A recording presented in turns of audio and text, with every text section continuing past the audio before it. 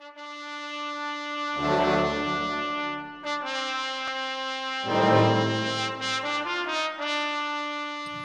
teman-teman. Halo teman-teman. Halo teman-teman semua. Panggillah hari untuk hari ini. Bersama saya, Freda dari Salatiga. Dengan Feby di Surabaya. Aleta dari Solo.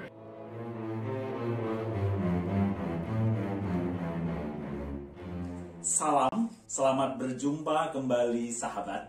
Semoga saya menjumpai Anda dalam keadaan sehat, bersemangat, dan bahagia. Sahabat, setiap kita pernah sakit dengan kadar dan stadium yang berbeda. Secara fisik, entah kaki kita, tangan kita, bagian tubuh kita sakit. Kita juga mungkin mengalami sakit psikis sehingga kita merasa stres. Atau kita juga terkena dampak sakit sosial, dijauhkan, disingkirkan dari masyarakat. Dan kita semua ingin sembuh, bahkan sesegera mungkin.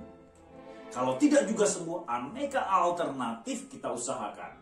Bahkan kita juga menyingkirkan rasa sungkan dan malu agar kita sembuh. Dan secara rohani, kita juga berharap dan memohon pada Tuhan. Kita telah membaca atau mendengar Yesus baru saja selesai berkhotbah di atas bukit. Orang banyak takjub akan pengajarannya. Walaupun Yesus telah selesai mengajar, orang banyak masih berbondong-bondong mengikuti dia. Indahnya matahari pagi membuat hati jadi ceria. Kemana saja Yesus pergi, banyak orang mengikuti dia. Ketika itu, ada seorang yang sakit kusta datang. Apa artinya? Seseorang terkena kusta zaman itu. Ia sakit secara fisik. Beberapa bagian tubuhnya luka, membusuk. Dia juga sakit secara sosial karena dia disingkirkan, diasingkan, dijauhkan dari masyarakat. Dari skala psikis, dia malu. Berbicara dengan orang lain harus dari jauh. Mungkin dia sudah lelah untuk berusaha menyembuhkan dirinya. Mungkin juga dia sudah pasrah akan hidupnya. Sahabat, ia masih memiliki pengharapan. Apa yang dia lakukan ketika Yesus datang? Dan dia datang pada Yesus. Dia sujud menyembah dan berkata, "Tuhan, jika Tuhan mau, Tuhan dapat mentahirkan aku." Permohonannya singkat, tetapi padat. Dengan pemahaman iman yang luar biasa. Pertama, dia tahu bahwa Yesus dapat melakukan segala sesuatu. Dia punya kuasa, sehingga tidak ada yang mustahil baginya, termasuk menahirkannya dari penyakit kusta. Bangkai yang disimpan tetap bau, walau sudah dalam bentuk beku.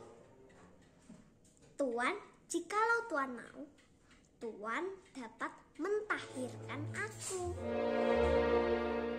Kita dapat melihat dari dua aspek atau dari dua sisi manusia. Yang pertama dari dirinya sendiri. Dan dari dirinya sendiri ada dua bagian penting yang dapat kita lihat. Bahwa bagian pertama, dia memberanikan diri dan membongkar tembok pemisah antara si kusta dan khalayak yang sehat.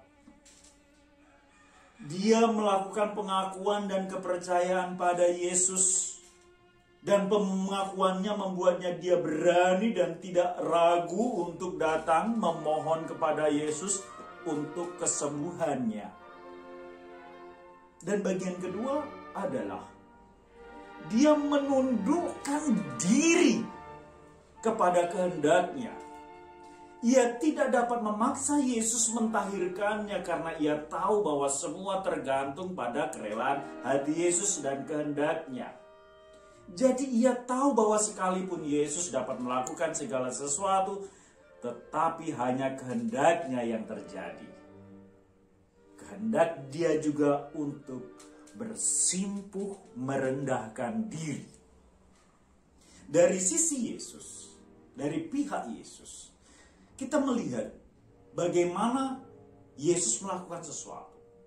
Lalu Yesus mengulurkan tangannya, menjamah orang itu dan berkata, "Aku mau, jadilah engkau tahir." Seketika itu juga tahirlah orang itu daripada kustanya. Ada 3 hal yang tidak pernah kita buat agar kita dapat berkat dari Yesus. Apa itu? Bahwa sejenak kita melihat Yesus mengulurkan tangannya. Pernahkah dalam hidup kita melihat, sejenak melihat, merasakan, dan menggapai uluran tangan Yesus dalam aneka perkara? Yesus sudah ulurkan tangan. Yang kedua, Yesus menjamah. Pernahkah kita merasakan bahwa Yesus menjamah kita? Dan yang ketiga, Yesus berkata. Pernahkah kita mendengarkan perkataan Yesus? Sahabat, seringkali kita terlalu sibuk. Kita tidak yakin dan aneka alasan untuk tidak melihat Yesus mengulurkan tangan, tidak melihat Yesus yang menjamah, tidak mendengar suara Yesus yang berkata. Maka jangan berharap kita mendapatkan sebuah kesembuhan yang luar biasa. Banyak orang gila dengan harta, bahkan berani gunakan sihir. Jawab Yesus kepada si kusta, "Aku mau, jadilah engkau tahir." Sahabat, kita pasti punya banyak permohonan, tentu saja. Kita tahu bahwa tidak ada yang mustahil bagi Tuhan. Tetapi kita sering lupa bahwa kehendaknya yang terjadi, bukan kehendak kita. Dan marilah kita mempunyai iman dan pemahaman yang benar ketika memohon kepadanya, yaitu dengan keyakinan. Karena Dia mendengar dan mampu. Dan dengan ketundukan, karena semua kembali kepada kehendaknya. Saya punya pengalaman memohonkan dalam doa selama 18 tahun, baru doa itu dikabulkan. Dan itu pun dengan perjuangan yang luar biasa, jatuh bangunnya saya dalam kehidupan. Dan sekarang sudah 23 tahun saya berdoa dan belum juga dikabulkan. Tetapi saya tetap yakin bahwa Yesus menyertai saya dalam setiap doa saya, dalam setiap kesulitan hidup saya, dalam setiap sakit saya, dalam setiap penderitaan saya, dan dalam setiap sukacita bahagia saya. Senang lihat anak main jungkat-jungkit yang dibuat desa di sebuah lahan. Setiap kita pernahlah sakit. Sertakan Yesus dalam proses penyembuhan. Semoga hari ini membahagiakan Anda, menyehatkan Anda, dan Tuhan mengulurkan tangan, menjamah dan berkata kepada Anda, "Mari kita bekerja dengan penuh sukacita. Tuhan memberkati."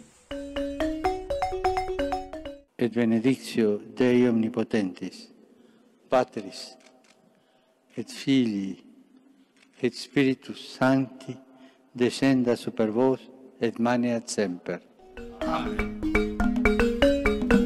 Semangat pagi! Selamat bersetia datang kepada Yesus dengan penuh iman agar kita ditahirkan dari kusta rohani. Berkah dalam. Berkat dalam. Terima kasih, berkah dalam.